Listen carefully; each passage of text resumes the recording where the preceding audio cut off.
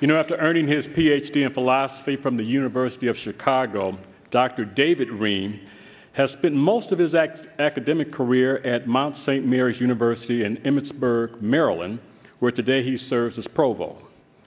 His academic expertise is ancient Greek philosophy, but tonight he's here to introduce and talk about his mom. All right, let's introduce and let's get him up here right now, Dr. David Rehm.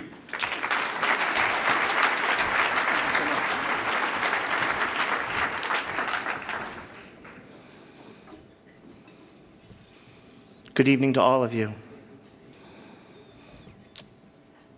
My name is David Rehm, and I am the son of Diane Rehm, whom you are honoring tonight, and I'm delighted to be here.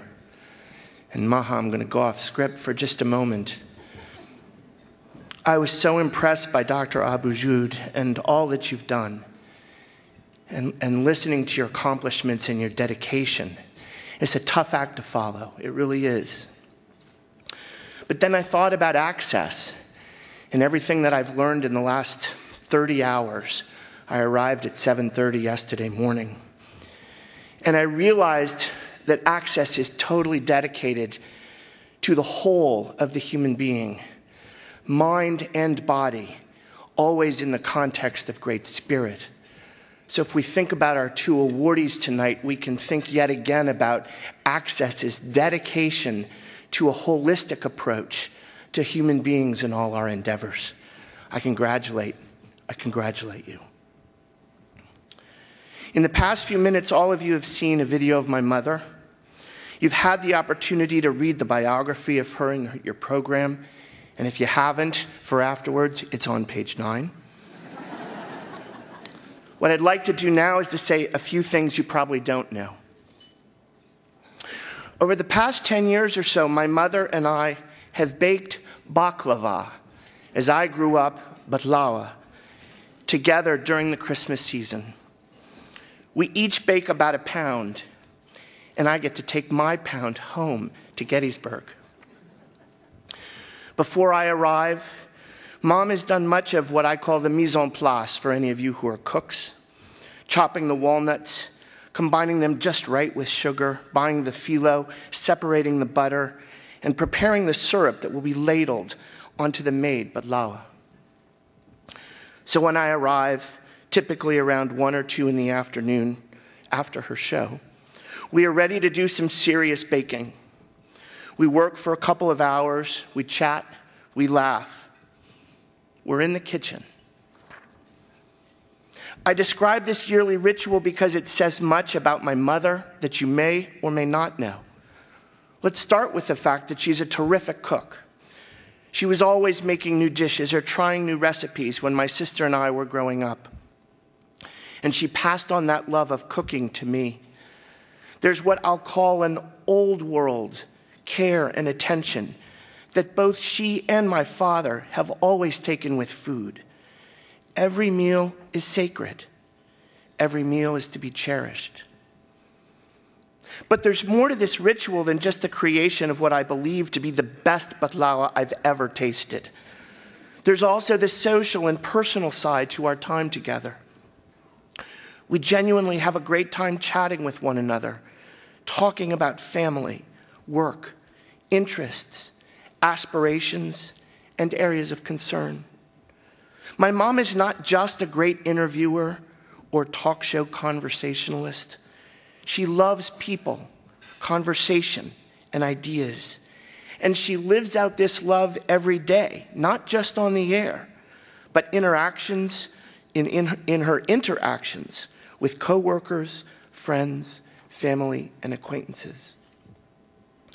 The last thing I'll say about our annual rite is that over time, it has shown the perfectionism and the aspirations to excellence that lie in both of us. We'll remember from one year to the next which phyllo dough was better and which was less good. She will make small changes to help improve the quality of the product. That's something that I do as a cook, and I know I learned it from her. But this description, too, is appropriate in terms of how she and I have interacted. There have been times over the years when our interaction was less strong, but she and I have always been willing to strive for something better, something stronger. I stand here as the product of an ongoing dialogue with my mother. Our relationship is something that makes me proud, and it is with that tremendous sense of pride that I now introduce to you my mother, Diane Rehm.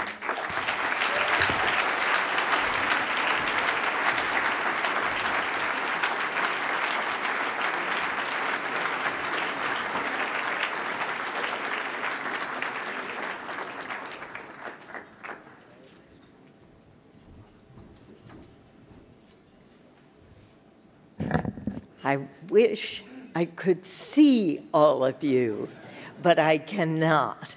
What I love doing is hearing my son. What mother would not be proud to hear the story of what that baklawa has meant to him and to me?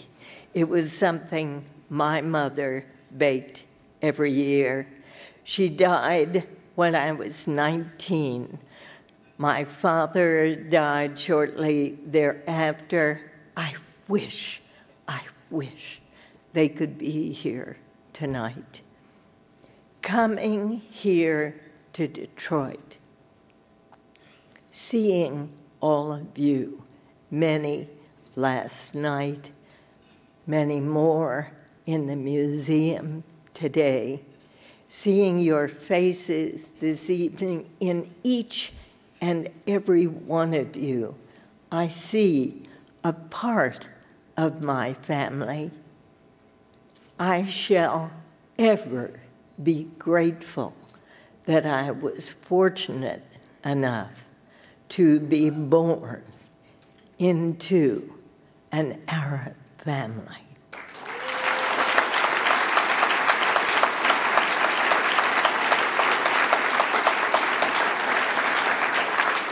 The richness exists not only in the food, as my dear son loves to talk about, but in the compassion that exists in this community.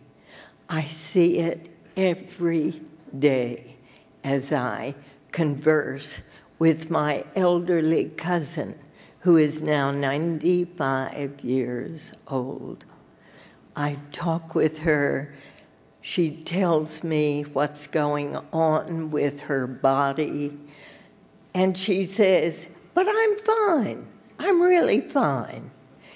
And I know that, as it is with all of us, she wants to look on the bright side.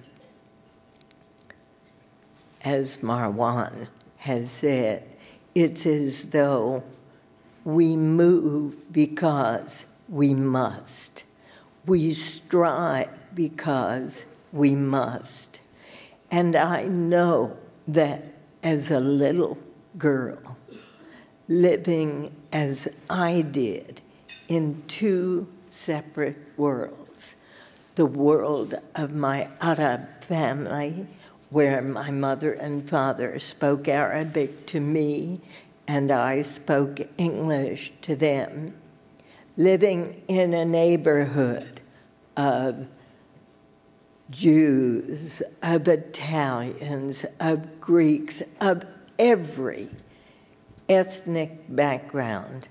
It was a wonderful mix.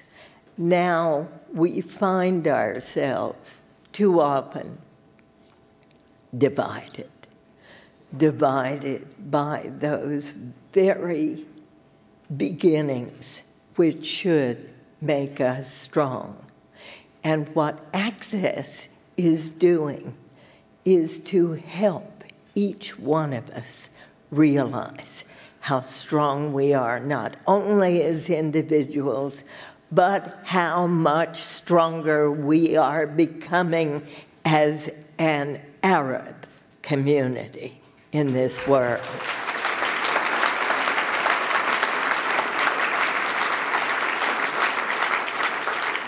Each and every day, I have the privilege of speaking with people from all different walks of life, from government, from medicine, from education, from science, from theater, from the arts of all kinds.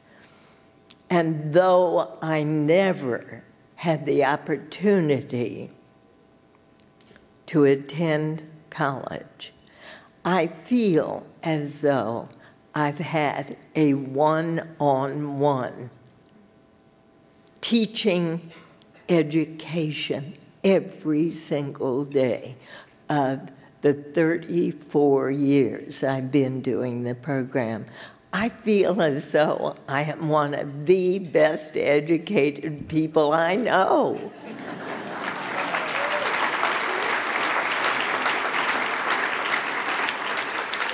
What I hope is that the inspiration that you and I have received tonight from Marwan's story, from all the stories you've heard here, they are inspiring.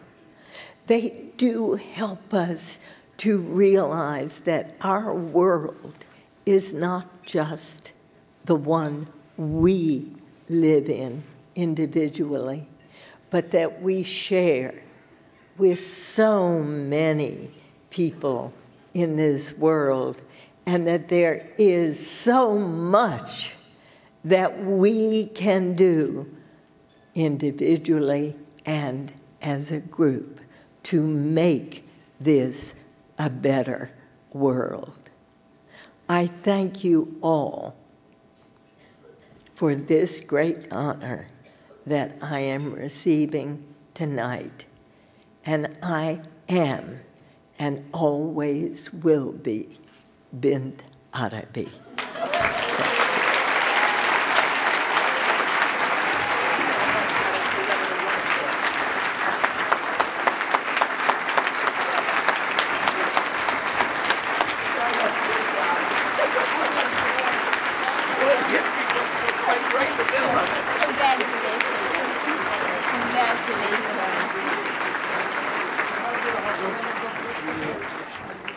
This way, I think he wants to start. On this side. Yeah. We'll get there, we'll get there. I love your shoes, Diane.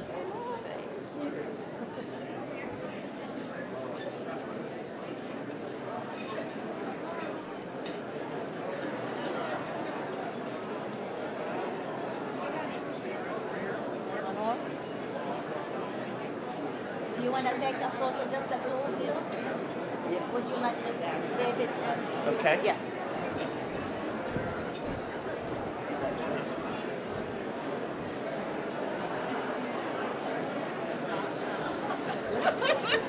It's so much fun.